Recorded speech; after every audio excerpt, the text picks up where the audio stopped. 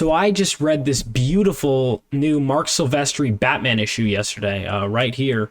Batman and the Joker, the Deadly Duo. It's, I believe, a 7-issue miniseries, DC Black Label. Now, what's interesting is apparently it didn't come out yesterday, because for those of you who don't know, New Comic Book Day is typically Wednesday, but apparently, I'm not sure how long they've been doing this. DC releases their stuff on Tuesdays, is what I heard.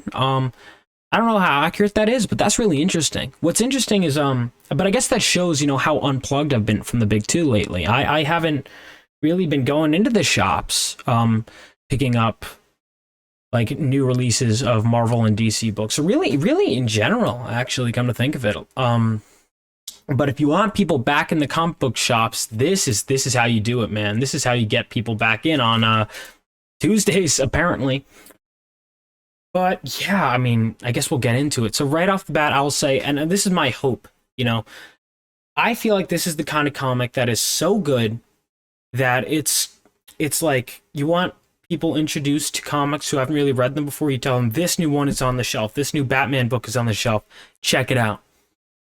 And you could get people who either like only read trades or people who read or don't read at all, but are like kind of adjacent. Like I'm talking people my age, right? Because like I know older fans, I mean, they'll come back in the shops too if they see Silvestri is doing Batman. But if you want people like my age to get in, I feel like this is a great pick for both. This unites, everyone. It's not just, I think people often try to just appeal to my demographic. And I think that at the end of the day, it's interesting because what was good 40 years ago is often still good now, or even how many years ago did Batman Hush come out? That was like, what, 2003? It's still great now. It was the first comic I ever read, and I read it in like 2011, so I think it was already like old by then. But anyway, I want to dive into this. So Marc Silvestri, I met him actually, and I was talking to him about this book at New York Comic Con. I met him, and he was like, yep, check out my new Batman book next month. And so I, of course, did, because, all right, so I'm a big Marc Silvestri fan because I'm a huge X-Men guy. For those of you that don't know, I made some videos a little while back on Chris Claremont's X-Men, and I'll probably continue that series at some point.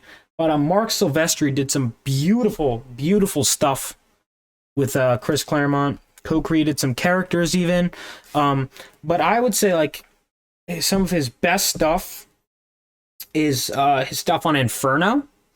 And you could really see that here. So I'll get into that later. But this Batman comic has a very gothic feel to it. And I mean, obviously Gotham City will have that.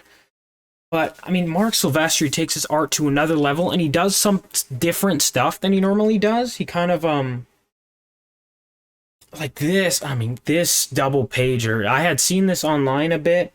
Let me try and get it back. Like, this is just gorgeous. I mean, you could see all these little lines that he does that he doesn't have to do that, but he does. And this is, you could tell, like, in some of the older, like, Marvel stuff, when they're on deadlines, right? And also, it could just be that Sylvester's a younger artist then, but I also truly think that it was, like, part of it was deadlines. But you could totally tell, like, it's one of those things, like, he didn't totally change his style. Like, it's clearly still Silvestri. Like, that's a Silvestri girl. And hold on. And those of you that know his stuff, Silvestri girls are always beautiful. I mean, this has, like, a grunge kind of element. Like, it has noir, but it has, all right, so some of it, you could argue it's almost, like, too edgy, but, like, I mean, that Bullock face, if it could... Camera, you want to help me out? No? Camera might not be interested right now. You can kind of see, like, there's... Yeah, that's not going to zoom in. So you can kind of see, like, all these harsh lines and, like, these softer lines and, like, I don't know what look, I'm a writer. I'm a stupid writer, not an artist. But, I mean, you could just...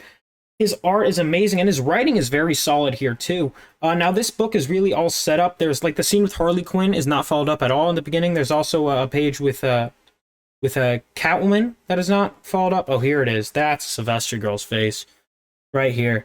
I mean, but even just like that, like look at that. The city is just unbelievable. The camera is really not doing it justice. So you know what? You're gonna have to pick it up. But I mean, just like every little like he adds so much to everything. And again, you could tell this is the same artist from before, but it's like he's going all in. He's kind of diversifying his style. He's changing it up a bit. He's really going into almost like this mythic gothic look to the comic while still keeping that superhero-ish stuff. And I love that. I think it looks incredible. Okay, so real quick, I want to compare it to Inferno, which is a work Marc Silvestri did. A great storyline. An X-Men storyline from, I believe, 89. Well, it wasn't just X-Men. It was like all the X books. So basically an X-Men storyline. And it was like the result of a bunch of different plot lines. I'm just giving you the background. It's a lot to get into. Basically, what you need to know is like demons are taking over New York. So all the skyscrapers and everything are starting to look like demonic. And you're seeing like, I believe it was the Empire State Building is like going crazy. And that architecture, you could see bits and pieces of that. That was 89. And now in 2022, you see Marc Silvestri, how far he's come as an artist, that he's basically, you can see if you look at them side by side, right? Some of the stuff, I tried showing it on camera earlier, but it wasn't really working out. But you see some beautiful Gothic, I don't know if Gothic is the word, I'm not an architecture expert, but basically you see the architecture of like the demonic stuff and like that sort of feel, that Gothic feel of New York City in that book. And then you see Marc Silvestri just dialed that shit up with Batman. So really, this comic in a way is a long time coming. And like I said, you could tell it's Silvestri's work, but he really just brought it to the next level. So Batman is doing some great detective work. The story is fairly light in this one. It has the potential to go places. It also has the potential to fizzle out. It depends. Now, obviously, look, even the Joker is great. You know, we see a lot of the Joker. Now, is this going to be one of the best Batman stories or one of the best Joker stories or both? We'll have to see. It's certainly, the art certainly has potential, but you know, look, I'm a writer. Like I said, I'm a writer artist first and foremost. So I'm not writer artist. I'm a writer editor first and foremost. So is this going to really be something amazing? We'll have to see. But I'm excited to see where it goes, and I'm definitely going to be picking up the next issue. So this is a high recommend from me. I really don't have anything bad to say about this issue. It's, you know, there's not too much text, but it's not, and also the flow of this comic, where it's like from panel to panel, is so great, but it's like the art is so distractingly good that I just kind of, sometimes I'd have to go back and reread, not because it wasn't clear, but because I'd be like so lost in the art after like I read a certain caption, and then I go to the next one, I'm like, wait, what did that previous caption say again? Because it's just so, it's so great. So obviously I love the art. I love the atmosphere. I love the look of this book. You know, and look, you see Batman in a lot of different mediums, but this is just so unapologetically a comic book. And I love that about it. It's not to say it's not cinematic, it totally is. I mean, yeah, man, it's got a mystery going that we're following. It's, you know, it starts off, you see Batman as a detective. You see Bullock, and you know, I love Bullock, especially if you're a fan of the animated series like I am, you'll love Bullock. I mean, yeah, I don't really have anything negative to say about this. I'm just kind of gushing at this point. But guys, even if you're not that interested in comics, I highly recommend you check this one out. So when I first went to my local shop, they didn't have this cover. They had the Capullo variant covers, and it was fine. It's, you know, not to rag on Capullo, but like I had seen this cover and I knew I wanted it. So I drove like 30 minutes to get this cover because I wanted this cover specifically. I understand like variant covers and all, but especially when the standard cover is this cool, and I have a feeling this is going to be the cover of the trade whenever that comes out in however many months.